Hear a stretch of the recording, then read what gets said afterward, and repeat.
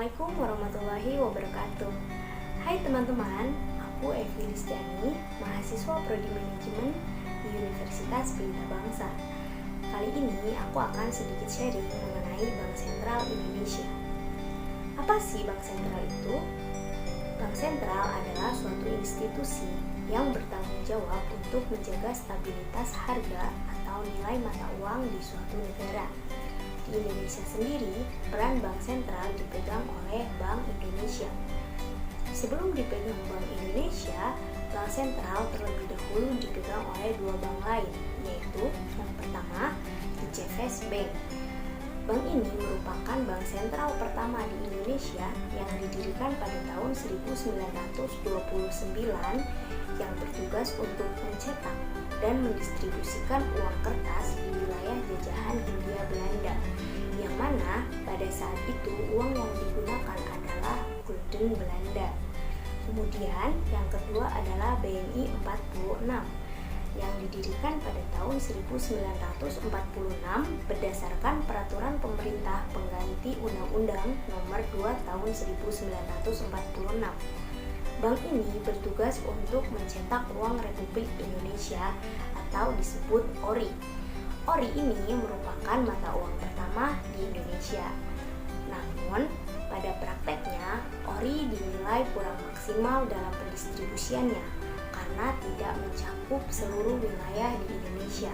Sehingga pada tahun 1949, peran Bank Sentral dialihkan kembali kepada DCFS Bank.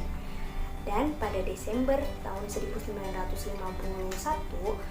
pemerintah Indonesia memiliki kebijakan untuk menasionalkan DCFS Bank, yang kemudian pada tahun 1953, tepatnya di bulan Juli, dibentuklah Bank Indonesia, yang kemudian ditetapkan sebagai Bank Sentral Indonesia hingga saat ini.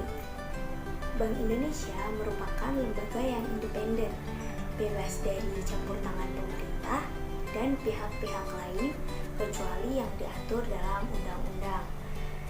Bank Indonesia sendiri berkedudukan di ibu kota negara Indonesia dan memiliki kantor baik di dalam maupun di luar wilayah negara Republik Indonesia, yang mana dipimpin oleh Dewan Gubernur yang terdiri dari 1 orang deputi gubernur senior dan minimal 4 orang atau maksimal 7 orang deputi gubernur.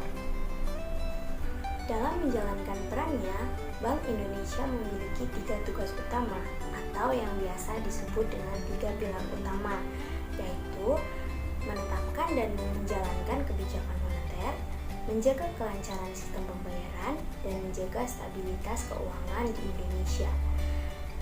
Bank Indonesia juga bertugas mengatur dan mengawasi bank-bank yang ada di Indonesia, baik itu bank konvensional maupun bank syariah, menetapkan peraturan, memberikan atau mencabut izin kelembagaan dan kegiatan usaha tertentu dari bank.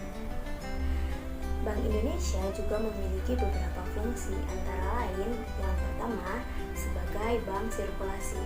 Artinya, Bank Indonesia menjadi pemegang hak tunggal peredaran uang kartal atau yang biasa kita kenal dengan uang kertas dan uang logam sebagai alat pembayaran yang sah.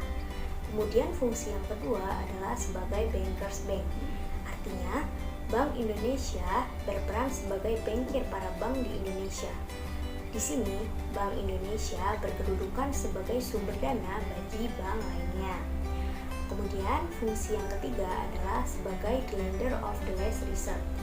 Artinya, Bank Indonesia berperan sebagai pemberi pinjaman pada tingkat terakhir ketika suatu bank tidak bisa menyelesaikan hutang-hutangnya. Di sini, Bank Indonesia dapat memberikan pinjaman dalam bentuk kredit likuiditas darurat. Kemudian, fungsi yang keempat adalah sebagai pelaksana kebijakan moneter. Di sini, Bank Indonesia dapat mengeluarkan kebijakan berdasarkan instrumen moneter seperti cash ratio, open market operation, kebijakan diskonto, dan pengawasan kredit selektif. Kemudian fungsi yang terakhir adalah sebagai penjaga posisi likuiditas negara. Nah, Itu dia sedikit pemaparan materi dari aku. Semoga bisa bermanfaat. Apabila banyak kesalahan, mohon maaf yang sebesar-besarnya. Wabillahi taufiq wal hidayah. Wassalamualaikum warahmatullahi wabarakatuh. See you.